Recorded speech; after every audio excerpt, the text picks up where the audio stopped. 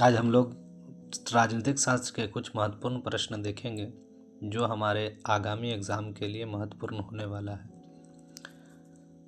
सांप्रदायिकता लोकतंत्र के लिए खतरा किस प्रकार है? सांप्रदायिकता समाज में धर्म के आधार पर विभाजन और अविश्वास पैदा करती है। इससे दंगे, हिंसा और असहिष्णुता बढ़ती है, जो लोकतंत्र की मूल भावना समानता, शांति और सह अस्तित्व को कमज़ोर करती है। सांप्रदायिकता राजनीति, चुनावों और शासन की निष्पक्षता को भी प्रभावित करती है। अगला प्रश्न, ग्राम कचहरी के क्षेत्राधिकार क्या है? ग्राम कचहरी का क्षेत्राधिकार गांव स्तर पर छोटे मोटे दीवानी एवं फौजदारी मामलों तक सीमित होता है। यह भूमि विवाद, झगड़े, मारपीट के हल्के मामले, पारिवारिक विवाद और जुर्माने से संबंधित मामलों का निपटारा करती है। इसका उद्देश्य ग्राम स्तर पर त्वरित और सस्ता न्याय देना है। अगला प्रश्न है, संघात्मक शासन व्यवस्था क्या है? संघात्मक शासन व्यवस्था वह प्रणाली है जिसमें सत्ता दो स्तरों, केंद्र सरकार और राज्य सरकारों में विभाजित होती है। दोनों के अधिकार संविधान द्वारा निश्चित होते हैं। न तो केंद्र राज्य के अधिकार छीन सकता है और न राज्य केंद्र के। इसका उद्देश्य साझा शासन और संतुलित शक्तियां बनाए रखना है।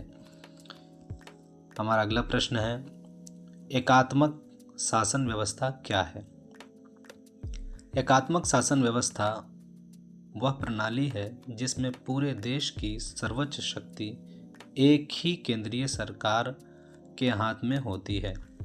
राज्यों या स्थानीय इकाइयों को जो भी अधिकार मिलते हैं वे केंद्र द्वारा दिए गए होते हैं और केंद्र उन्हें बदल या समाप्त कर सकता है। इस व्यवस्था में प्रशासन एक समान और केंद्रीकृत होता है। अगला प्रश्न है, भारत में लोकतंत्र का भविष्य। भारत में लोकतंत्र का भविष्य मजबूत और आशाजनक दिखाई देता है। बढ़ती राजनीतिक जागरूकता, मतदान में सक्रिय भागीदारी, मीडिया की भूमिका और मजबूत संस्थाएं लोकतंत्र को सशक्त बनाती है। चुनौतियां होते हुए भी नागरिक अधिकारों, पारदर्शिता और संवैधानिक मूल्यों के कारण भारत का लोकतंत्र आगे और मजबूत होगा। अगला प्रश्न है, आतंकवाद लोकतंत्र की चुनौती है कैसे? ये प्रश्न कई बार आपकी परीक्षा में पूछ चुका है और आगामी परीक्षा में भी पूछने की संभावना है। तो देखते हैं।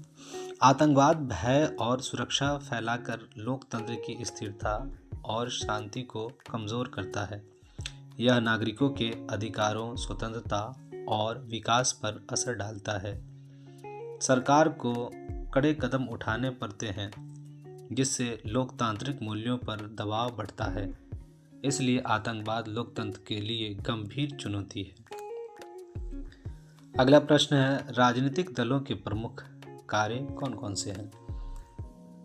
जनमत बनाना, राजनीतिक मुद्दों पर जनता को जागरूक करना, चुनाव में भाग लेना, उम्मीदवार खड़ा करना और चुनाव लड़ना, सरकार बनाना, बहुमत मिलने पर शासन चलाना, विपक्ष की भूमिका निभाना, सरकार की गलतियों की आलोचना करना, नीतियां बनाना, देश के विकास हेतु योजनाएं व नीति तैयार करना, जनता और सरकार के बीच सेतु, लोगों की समस्याएं सरकार तक पहुंचाना। अगला प्रश्न है, समवर्ती सूची क्या है? समवर्ती सूची संविधान में दी गई वह सूची है जिसमें लिखे विषयों पर केंद्र और राज्य दोनों को कानून बनाने का अधिकार होता है। इसमें शिक्षा, वन, विवाह, तलाक, बिजली, श्रम कानून आदि विषय शामिल हैं। यदि दोनों में टकराव हो तो केंद्र का कानून सर्वोपरि माना जाता है। अगला प्रश्न है, राज्य सूची क्या है? राज्य सूची संविधान की वह सूची है जिसमें दर्ज विषयों पर केवल राज्य सरकार कानून बना सकती है। इनमें पुलिस, स्वास्थ्य, कृषि, स्थानीय शासन, भूमि, जल प्रबंधन, बाजार, मेले, बिजली वितरण आदि विषय आते हैं। इन मामलों में राज्य सरकार का निर्णय सर्वोपरि माना जाता है। अगला प्रश्न है, संघ सूची क्या है?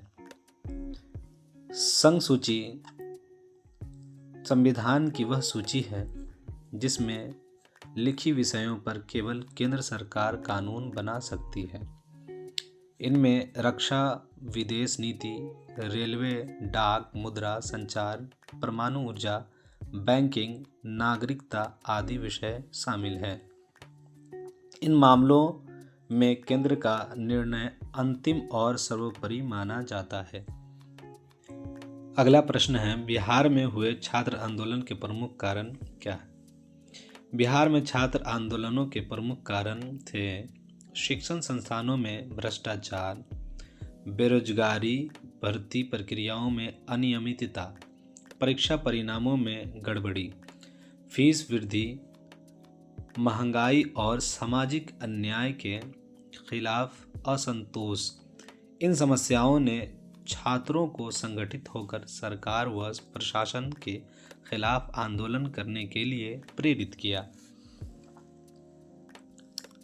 अगला प्रश्न है, भावी समाज में लोकतंत्र की जिम्मेदारी और उद्देश्य पर संक्षेप में टिप्पणी दें। भावी समाज में लोकतंत्र की मुख्य जिम्मेदारी न्याय, समानता, स्वतंत्रता और जन कल्याण सुनिश्चित करना है। इसका उद्देश्य नागरिकों की भागीदारी बढ़ाना, पारदर्शी शासन स्थापित करना, कमज़ोर वर्गों को सुरक्षा देना, शिक्षा, स्वास्थ्य सुधारना और तकनीकी विकास के साथ मानवीय मूल्यों की रक्षा करना है। लोकतंत्र भविष्य में समाज को अधिक उत्तरदायी, सक्षम और समावेशी बनाता है। आगे के क्वेश्चन हम लोग अगले वीडियो में देखेंगे। धन्यवाद।